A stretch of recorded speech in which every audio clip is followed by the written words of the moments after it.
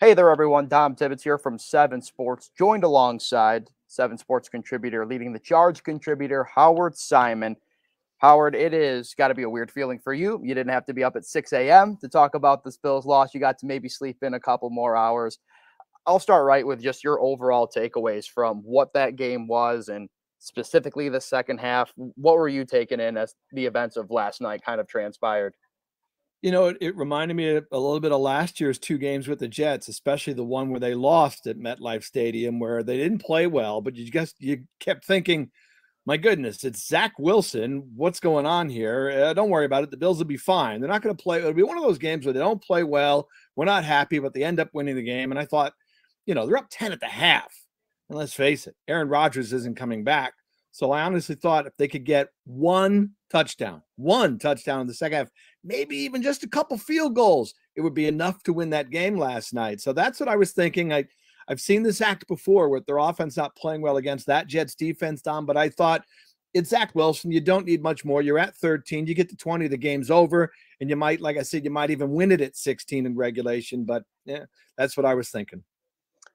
You've done this and taken these phone calls for many, many years on those mornings on WGR. But obviously, Bills Mafia was, some people were throwing the panic button around, Is there a reason for people to be whipping the panic button out on week one at this point, Howard? Or are some of these concerns that Bills Mafia are feeling this morning valid in terms of what they saw last night? Or is it just simply too early, being that it was week one? Yeah, I get it. I understand it. Everybody's upset. I was upset. We're all upset. I wouldn't panic. I'll say yes and no to your question.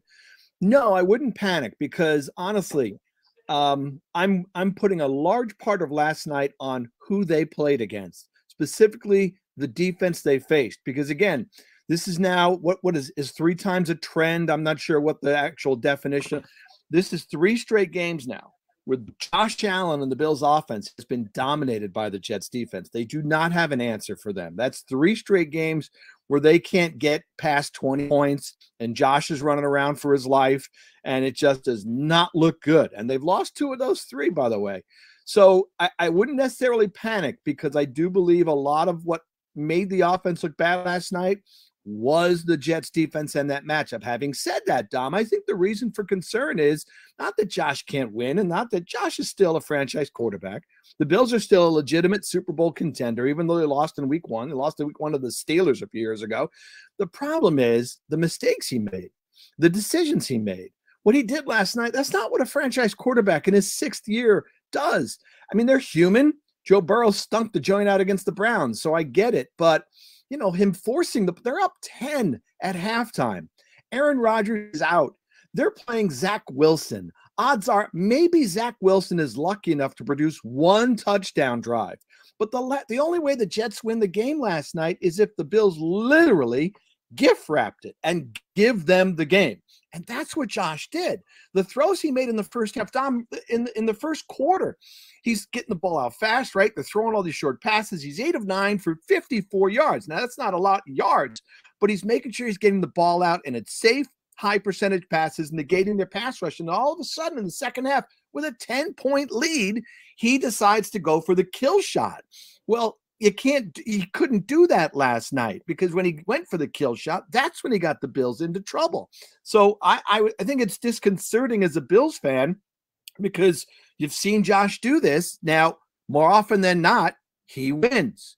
But again, in this particular case, he overdid it. He went beyond what he should have done. He should have played safe. He didn't. He made bad decisions. He threw bad picks. The fumble was crazy. He just needed to play within himself. And I think sometimes in the moment, he loves being the guy who can make that big play, but he went beyond what he should have tried last night. I think in second half, for sure. He felt like the Superman cape came on, and he felt like he had to do everything. And there's so many different reasons what you could point to as to what Josh Allen's mind was going through. Was it the play calling, the scheme of things changing up? Did he not protect or trust the protection of his offensive line? Yeah. There's a lot of things you can point to there. Was there one that maybe stuck out to you, Howard, more than the rest about where those concerns came? I don't think it's play calling. I didn't mean to cut you off. I don't think it's play calling. I don't think this is a Dorsey thing.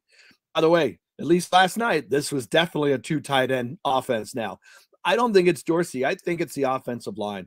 And that's again why I circle back. Now, I had my concerns about Spencer Brown. We all did. I think the Bills put way too much faith in him. If you want your game one overreaction, they put way too much faith in him in the offseason by not bringing in legitimate right tackle competition and basically saying, don't worry, guys, he'll be fine. He got pushed back into Josh Allen frequently last night. So there's your week one overreaction for just one game. But yeah, I think there were a number of times last night where he bailed out of that pocket fast. He would just take a step back and go. And I think he did not have faith. Now that's something that cropped up last season as well. And I think he did not have faith in his offensive line. So he ran a little too much or he left the pocket too quickly. But again, I think that's because guys were getting pushed back, guys were getting beat. But I circle back to the point I made earlier. That's not going to happen all the time. They played perhaps maybe not the best defensive line in football. Most people probably say that's the Eagles. But if it's not, it's got to be in the top 2 or 3. And they have really good players up front who are hard to handle in a 4-man rush. So I think it was the offensive line. I don't think it was a Dorsey play calling thing.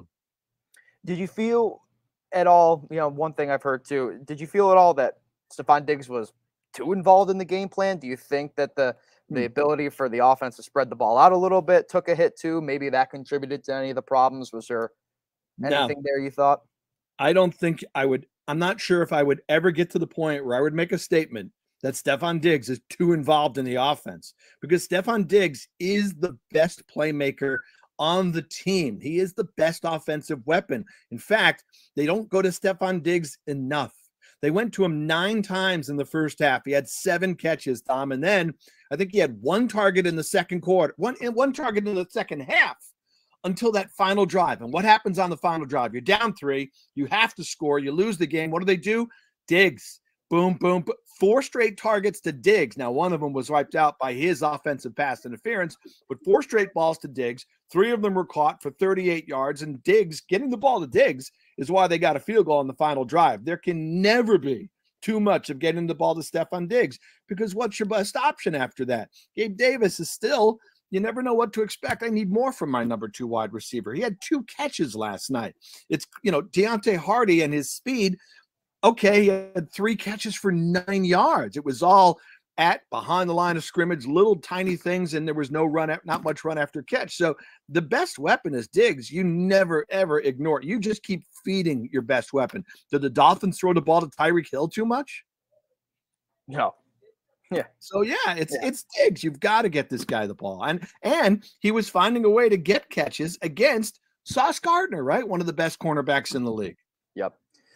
No, and it seemed like, right, you mentioned it when you were first talking just about some of the things that maybe went right was the quick throws. So quick passes, moving the chains, not taking those home run shots.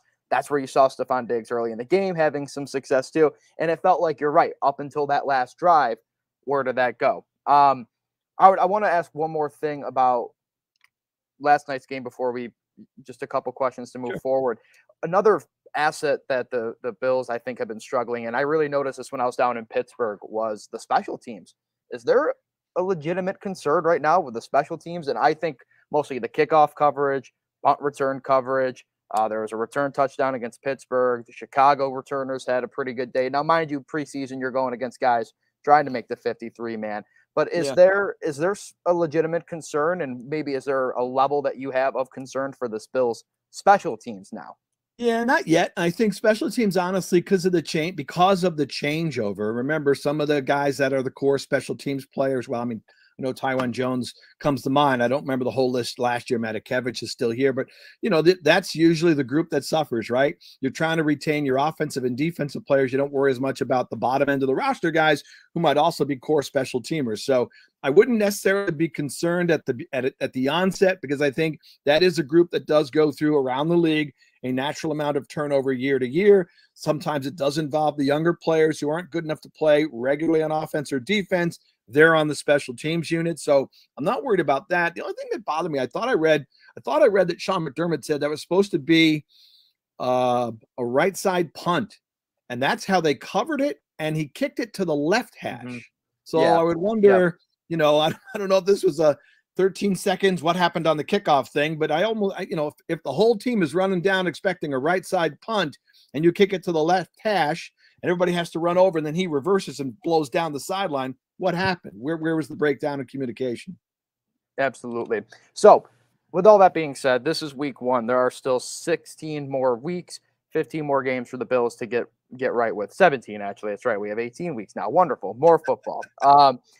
In terms of just the get right game, I mean, you're going to have a home opener against, I think, a defense and an overall opponent that does not bring the capabilities that the New York Jets does and the Las Vegas Raiders. How important is the mentality of a get right game in this home opener for the Bills moving forward? How big would it be, or does it need to be, that the Bills come out and really metal to the pedal, so to speak, on this one?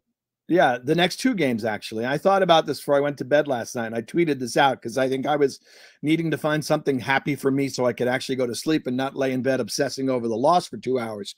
You know, as bad as it was, Dom, okay, take a step back and think about the schedule now. It's 0-1. It's not the end of the world. It's a division rival. I get that, but let's face it. Rodgers is out for the year. The Jets are probably cooked. They're not a Super Bowl contender without him. They're not a division title contender. That defense is so good, they might even be able to sniff a wild card spot. I mean, last year, as bad as their offense was, they won 7 games because their defense is dominant. But I don't think the Jets are in the division discussion now. I certainly don't think New England is. So that brings the Bills in Miami. So here's the deal. If you want something to make you feel better today, the Bills should beat Las Vegas. The Bills should go to Washington and beat the Commanders. So they would come back here in week 4 at 2-1 and in a position, no matter what Miami does, to beat the Dolphins. And in worst case scenario, both be 3-1 and have the tiebreaker advantage and be in first in the AFC East at the end of the month. Good stuff.